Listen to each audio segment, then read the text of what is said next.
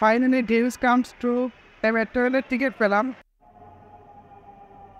স্বপ্নের metro rail চড়ার স্বপ্ন অনেক দিন থেকে ছিল।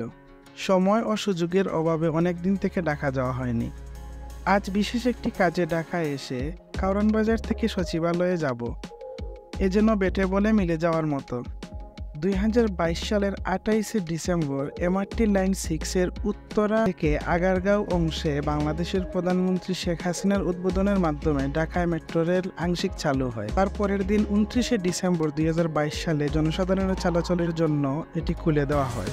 5 নভেম্বর 2023 এমআরটি লাইন 6-এর আগারগাঁও থেকে মতিঝিল অংশে যাত্রী চলাচল শুরু হয়, যার মাধ্যমে 60তম দেশ হিসাবে বাংলাদেশে মেট্রো রেলে যুক্ত হয়। কম্পিউটারাইজ ডিজিটাল টিকিট মেশিনের মাধ্যমে নিজেই করতে পারবেন নিজের গন্তব্যের টিকিট।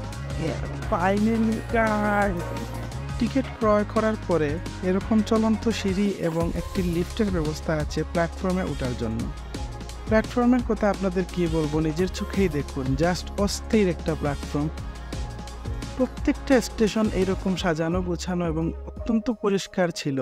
আমরা বাঙালি ট্রলের জাতি, আমরা সবসময় ট্রল করতে পছন্দ করি। অনেকেই মেট্রো রেল উদ্বোধন হওয়ার পর অনেক ট্রল করেছিল যে এটা এইরকম থাকবে না, অনেকে পোস্টার ব্যানার লাগিয়ে লাইট ফ্যান খুলে নিয়ে যাবে।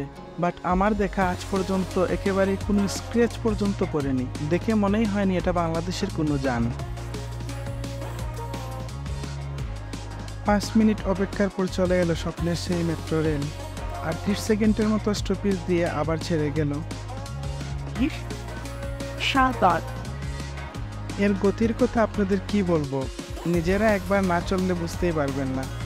মাত্র 30 মিনিটের ভিতরে স্টপেজ টাইম সহ 30 মিনিটের ভিতরে উত্তরা থেকে মতিঝিল এসে পৌঁছায়।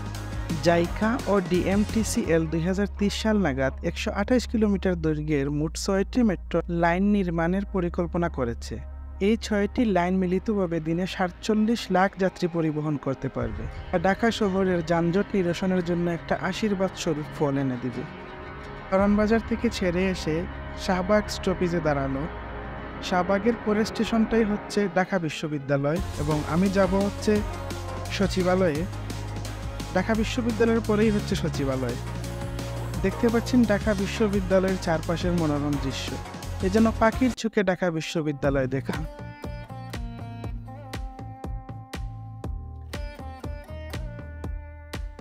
ঢাকা বিশ্ববিদ্যালয়, দরজাগুলো বাম দিক থেকে খুলবে।